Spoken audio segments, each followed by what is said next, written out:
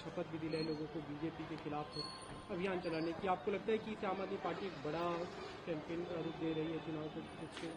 देखिए, ये कोई कैंपेन नहीं है। आप देखिए, इस देश का पूरा आधार जिस तरीके से पूरा देश संविधान से चलता है, इस देश में सभी को समानता मिली, इस देश को सभी को शिक्षा का अधिकार मिला, सब कुछ जो इस देश में आज व्यवस्थित है वो इसीलिए है क्योंकि बाबा साहब का संविधान है और हम सब लोगों की श्रद्धा संविधान पर है।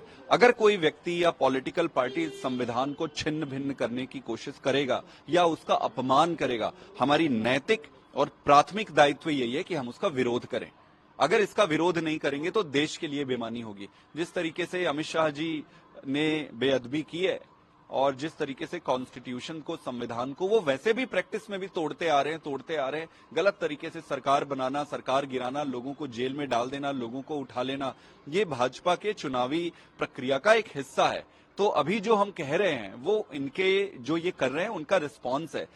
उल्टे तरीके से अगर आप देखोगे तो भाजपा की ये चुनावी रणनीति होती है। इनको किससे वोट लेना है, किससे वोट नहीं लेना है, क्या करते हैं, देश को बांटना तोड़ना, यही इनका हिस्सा है। लेकिन अमित शाह ने जो कल प्रेस कॉन्फ्रेंस की, उन्होंने सीधे तौर पे कहा कि हम वैसी पार्टी से, वैसे संगठन से जो बाबा साहब का अपमान नहीं कर सकते। हमारे बयान को तुर मोड़ कर दिखाया गया और पूरा बयान अगर देखें तो वो सकारात्मक परिप्रेक्ष्य में था। देखिए, अगर ये बात है तो अमित शाह जी देश के सामने आकर उससे माफी मांग लेते, जो उन्होंने बोला कि भाई मेरा ये उद्देश्य नहीं था, मेरा ये उद्देश्य था, अगर आपको दुख पहुंचा तो मैं माफी मांगता हूं। हाथ जोड़ के माफी मांगने में क्या दिक्कत है।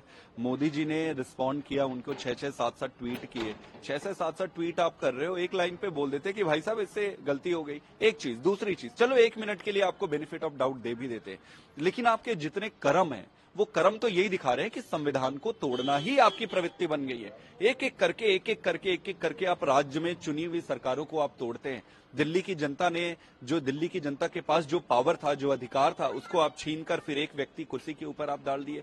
आप निर्दोष लोगों को सालों साल जेल में सड़ा कर रखते हो अपने चुनाव लड़ने के लिए। ये क्या है? ये संविधान का अपमान ही है। शब्द में ना सही, कर्मों में, कर्म और शब्द दोनों में ये संविधान का और बाबा साहब का अपमान कर रहे हैं। हम ना ये सहेंगे और ना किसी को करने देंगे।